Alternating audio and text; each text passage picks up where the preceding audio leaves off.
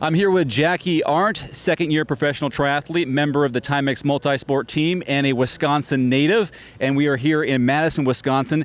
And I want to talk to you because I want to hear some tips for age groupers taking on this amazing course, the 11th annual Ironman Wisconsin. So what are the first things you tell someone when coming to Madison to do this course?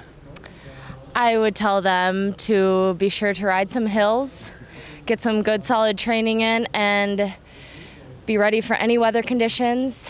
I guess those are the main things, and also work on proper pacing. Yeah. Because this is a course where pacing is especially important because it really can kind of bite you if you go out too hard on the bike or the run because there's hills on both. Now, you've done this course before, and how was that experience for you the first time?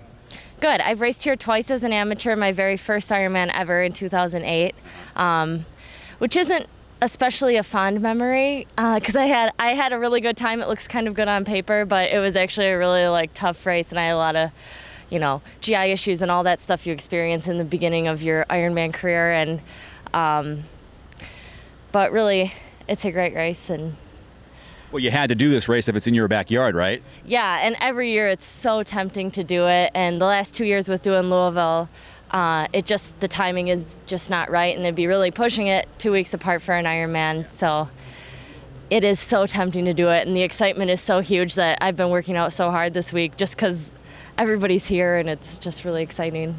This is such a spectator-friendly course. Let's begin with the swim here and describe what it is and how people can watch it. Okay, the swim is nice. It's right here in Lake Monona. And so we have this great building with the Monona Terrace where people can watch from all different levels. So on the roof of the terrace, there's viewing, and then there's also viewing along the whole helix, which is the parking structure. So on multiple levels on there, and then also down by the water. It's very easy to get down there, and that'll be packed with people. This is the first time I've seen a transition that is indoors and you have to go up a parking structure, the helix. Talk about that. Yeah, so it's actually not as bad as it looks. It's probably about 3 flights running. People run or walk it into T1, and yeah, you just head indoors, grab your bag, go into the changing room, and you bust out in a whole new outfit, and then you're ready to get on your bike. This course, I wouldn't think about Wisconsin as a hilly, challenging course on the bike, but that's exactly what it is, isn't it? Yeah, it is.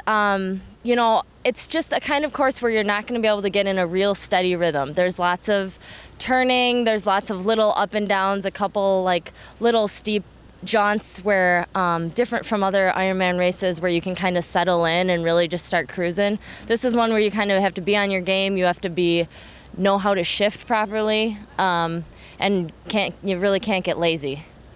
Well, this run is amazing as it goes through and past the Capitol and out through some campuses and amazing sites that way. Tell me about this run course.